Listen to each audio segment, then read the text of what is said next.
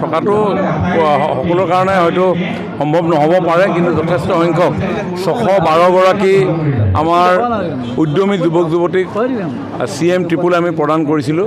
আৰু আজি আমাৰ যি CM ফেলোৰ জৰিয়তে আমি জানিব পাৰিছোঁ প্ৰায় 95%-এ তেওঁলোকে সেই পইচাখিনি সৎব্যৱহাৰ কৰিছে। আৰু তেওঁলোকে সৎব্যৱহাৰৰ জৰিয়তে আগন্তুক দিনত পাবলগীয়া দ্বিতীয় কিস্তিৰ ধনেও তেওঁলোক যথেষ্ট লাভান্বিত কৰিব বুলি তেওঁলোকে প্ৰকাশ কৰিছে। আৰু আমিও মাননীয় মুখ্যমন্ত্ৰী ডাঙৰীয়াৰ নেতৃত্বত অসমখনত এটা কৰ্মৰ পৰিৱেশ নিৰ্মাণৰ কাৰণে প্ৰয়াস অব্যাহত ৰাখিছোঁ। অন্যতম উল্লেখনীয় কাৰ্যসূচী হ'ল CM ট্ৰিপুলে।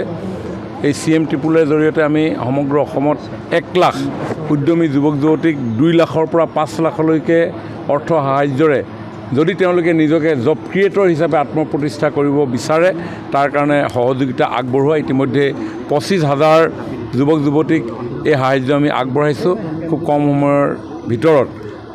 আৰু 75,000 যুৱক যুৱতীলৈ আমি এই সহযোগিতা আগবঢ়াম। আৰু সেই 75,000 গৰাকীলৈ আগবঢ়োৱাৰ প্ৰাক মুহূৰ্তত দিয়া 25,000-এ ভালকৈ কাম কৰিছেনে নাই কৰা এইটোকে চাবৰ কাৰণে আমি অকণমান কাৰ্যসূচী গ্ৰহণ কৰিছোঁ। আৰু আজি নলবাৰীত আহি অন্ততঃ মই আশ্বস্ত হৈছোঁ যে মোটামুটি এওঁলোকে ভাল কামেই কৰিছে।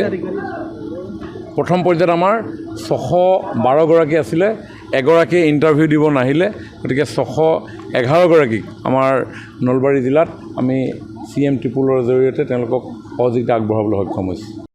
অসমীয়া বা অসমৰ মানুহবিলাকে কাম নকৰে বুলি এটা বদনাম এটা আছে, এই বদনাম নাইকিয়া কৰিব লাগিব।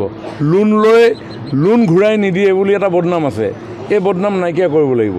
সেইকাৰণে মহিলাসকলক মহিলা উদ্যমিতা আঁচনিৰ জৰিয়তে আমি আগুৱাই দিব বিচাৰিছোঁ।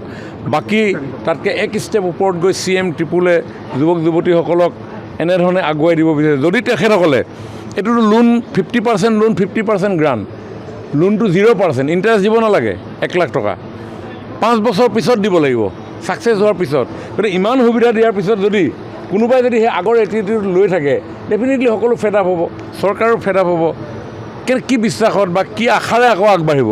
কিন্তু মোৰ ভাল লাগিছে আজি এইটোৱে যে এই বিশ্বাস যেনেধৰণে কৰা হৈছিলে আজি অসমৰ এইসকল উদ্যমীয়ে এই বিশ্বাস ৰাখিছে। থকাটো সকলোৰ কাৰণে হয়তো সম্ভৱ নহ'ব পাৰে, কিন্তু যথেষ্ট সংখ্যক 612গৰাকী আমাৰ উদ্যমী যুৱক যুৱতীক CM ট্ৰিপুল আমি প্ৰদান কৰিছিলোঁ। আৰু আজি আমাৰ যি CM ফেলোৰ জৰিয়তে আমি জানিব পাৰিছোঁ প্ৰায় 95%-এ তেওঁলোকে সেই পইচাখিনি সৎব্যৱহাৰ কৰিছে। আৰু তেওঁলোকে সৎব্যৱহাৰৰ জৰিয়তে আগন্তুক দিনত পাবলগীয়া দ্বিতীয় কিস্তিৰ ধনেও তেওঁলোক যথেষ্ট লাভান্বিত কৰিব বুলি তেওঁলোকে প্ৰকাশ কৰিছে। আৰু আমিও মাননীয় মুখ্যমন্ত্ৰী ডাঙৰীয়াৰ নেতৃত্বত অসমখনত এটা কৰ্মৰ পৰিৱেশ নিৰ্মাণৰ কাৰণে প্ৰয়াস অব্যাহত ৰাখিছোঁ। অন্যতম উল্লেখনীয় কাৰ্যসূচী হ'ল CM ট্ৰিপুলে। এই CM ট্ৰিপুলৰ জৰিয়তে আমি সমগ্ৰ অসমত 1 লাখ উদ্যমী যুৱক যুৱতীক 2 লাখৰ পৰা 5 লাখলৈকে অৰ্থ সাহায্যৰে যদি তেওঁলোকে নিজকে জব ক্ৰিয়েটৰ হিচাপে আত্মপ্ৰতিষ্ঠা কৰিব বিচাৰে তাৰ কাৰণে সহযোগিতা আগবঢ়োৱা। ইতিমধ্যে 25,000 যুৱক যুৱতীক এই সাহায্য আমি আগবঢ়াইছোঁ খুব কম সময়ৰ ভিতৰত। আৰু 75,000 যুৱক যুৱতীলৈ আমি এই সহযোগিতা আগবঢ়াম।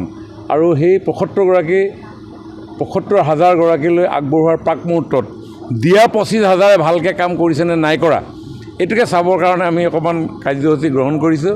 আৰু আজি নলবাৰীত আহি অন্ততঃ মই আশ্বস্ত হৈছোঁ যে মোটামুটি এওঁলোকে ভাল কামেই কৰিছে।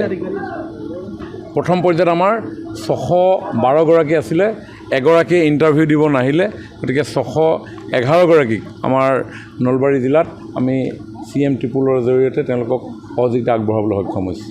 যিকোনো খবৰৰ বাবে যোগাযোগ কৰক 7099017330 লগতে 7099017110 নম্বৰত।